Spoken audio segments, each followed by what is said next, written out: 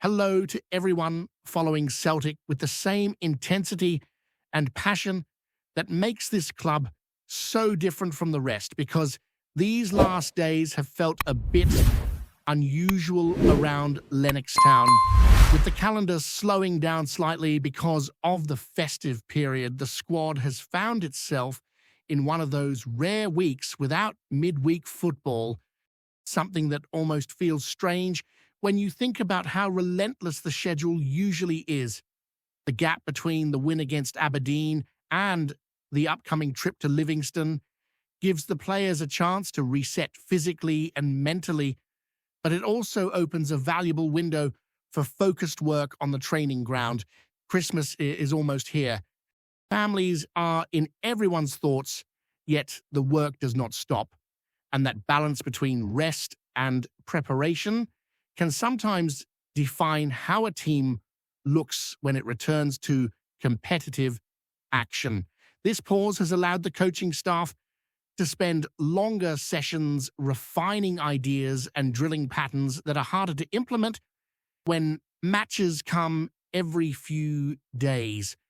There is a sense that this time could be important for helping the players fully absorb what is being asked of them, especially after a period of transition.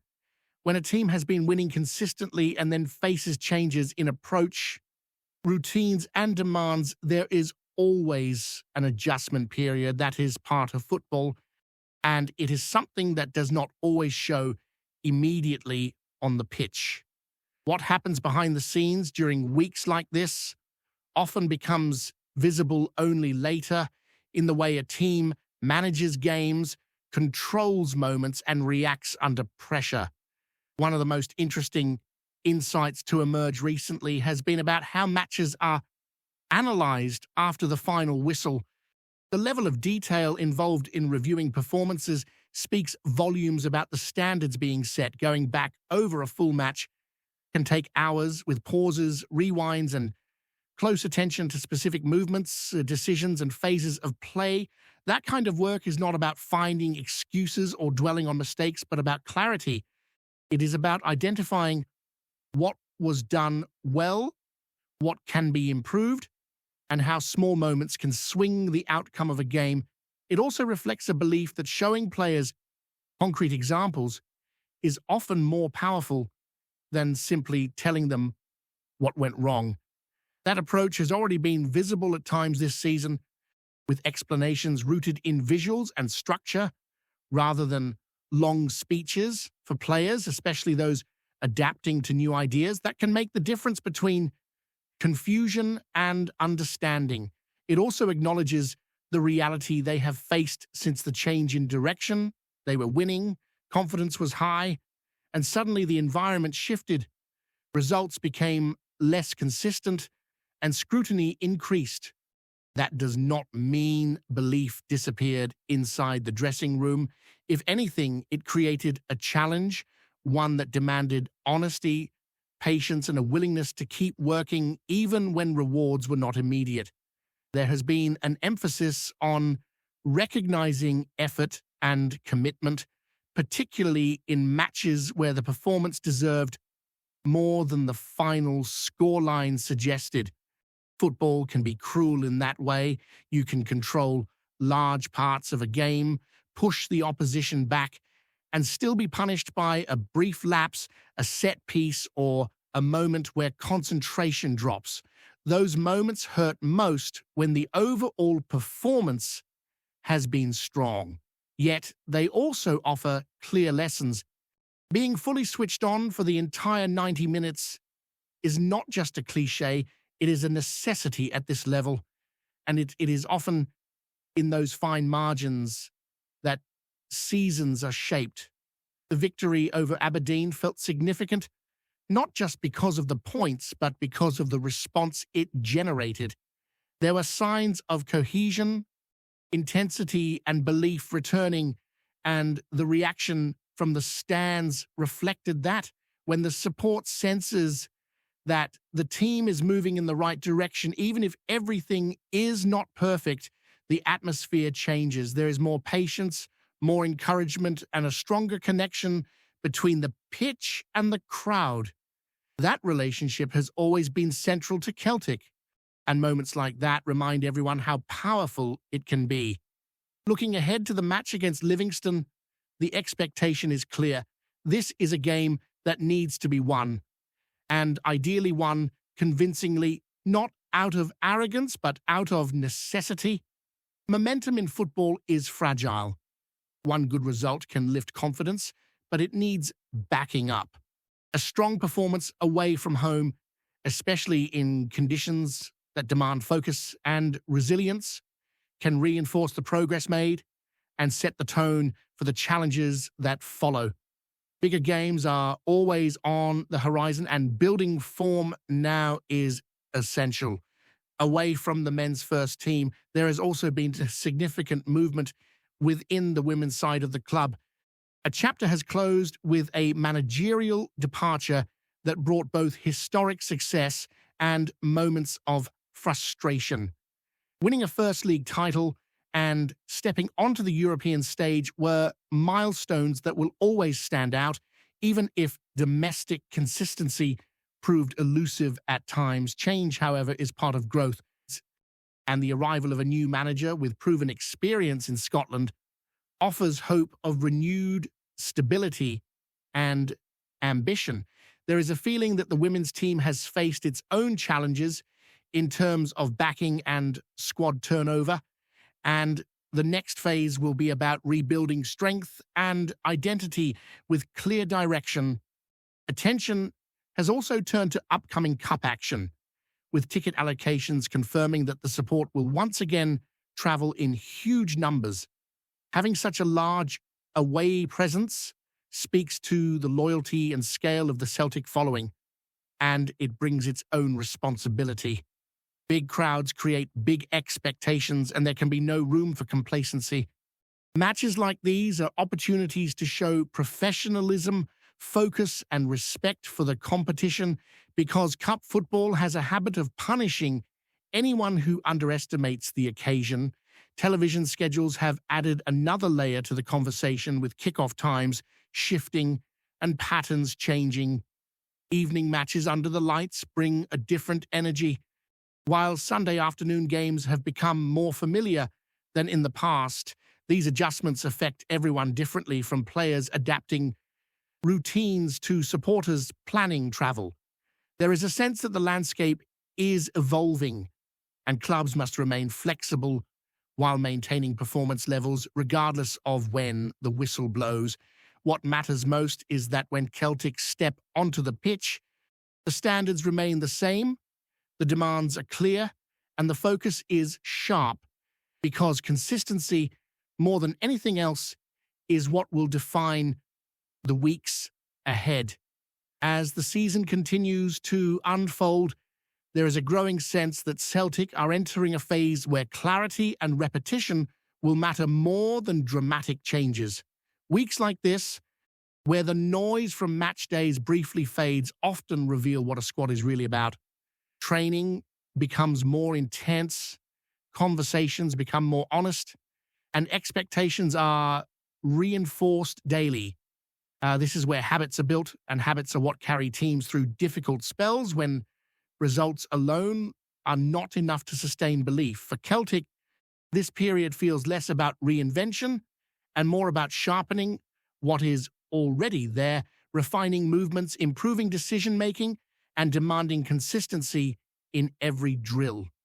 The idea of showing rather than telling continues to resonate within the squad.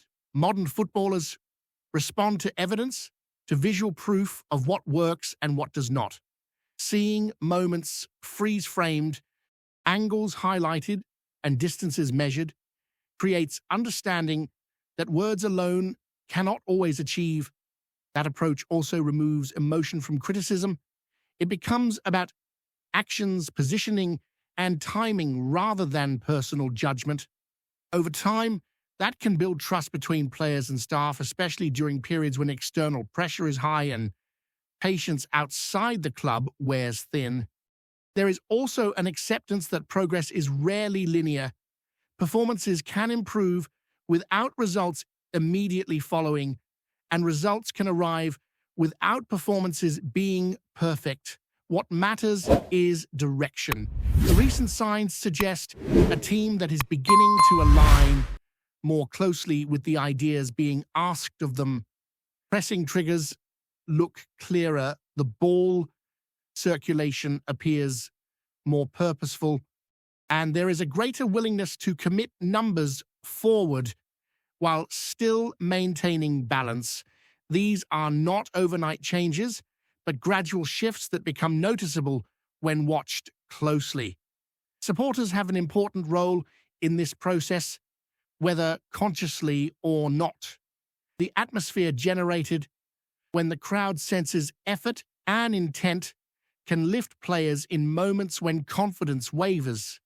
That connection felt stronger recently, with a more unified response to positive phases of play. It does not mean standards drop or criticism disappears, but it does suggest a recognition that building something sustainable requires time and backing. Celtic Park has always been a place where belief can grow quickly when momentum starts to build, and the challenge is turning that belief into consistency. The upcoming run of fixtures offers an opportunity to do exactly that. Matches against different styles of opposition test different aspects of a team's game. Physical contests demand resilience and discipline, while more open encounters require composure and creativity. Navigating that variety successfully is often what separates title challenges from the rest. For Celtic, each match is another chance to reinforce identity, to show that lessons are being learned and applied rather than simply discussed. Squad management will also be crucial as the calendar tightens again. Rotation, recovery, and readiness all come into play, especially with travel and varying kickoff times. Adding complexity, players on the fringes will need to be ready to step in and deliver without disrupting rhythm, while established figures must set standards through attitude as much as performance. This is where leadership, both vocal and by example, becomes invaluable. Beyond the immediate focus on results, there is an underlying narrative about building for the future. Younger players gaining minutes, adapting to expectations, and learning how to handle pressure contribute to long-term stability. Celtic have always balanced the demand for success with the responsibility of development, and maintaining the balance is never straightforward. It requires trust in processes that may not always satisfy in the short term, but are designed to strengthen the club over time. The women's side remains part of that broader picture, with renewed hope that recent changes can lead to a more settled period. A stability off the pitch often translates into confidence on it, and the ambition to compete consistently at the top level demands clear structure and sustained support. Success in domestic competitions in Europe has shown what is possible, and the next step will be turning those moments into regular expectations rather than isolated achievements. Cup competitions add their own unique pressure, particularly when expectations are high and margins are small. The presence of thousands of traveling supporters brings energy but also responsibility. Professionalism in these fixtures is non-negotiable, because history is filled with reminders that no opponent should be taken lightly. Preparation, focus, and respect for the occasion are what prevent narratives from turning negative. Television selections and shifting kickoff times continue to shape the rhythm of the season. Adapting to night games, Sunday afternoons, and varied recovery windows becomes part of the challenge for players. Routine is important, yet flexibility is essential. For supporters, especially those traveling, these changes influence the matchday experience, but the commitment to following Celtic remains unwavering. As the weeks move closer to decisive stages of the campaign, the emphasis will increasingly fall on execution rather than explanation. Ideas have been introduced, standards set, and expectations communicated. What follows now is repetition under pressure, proving that improvements are not temporary flashes, but foundations for sustained success.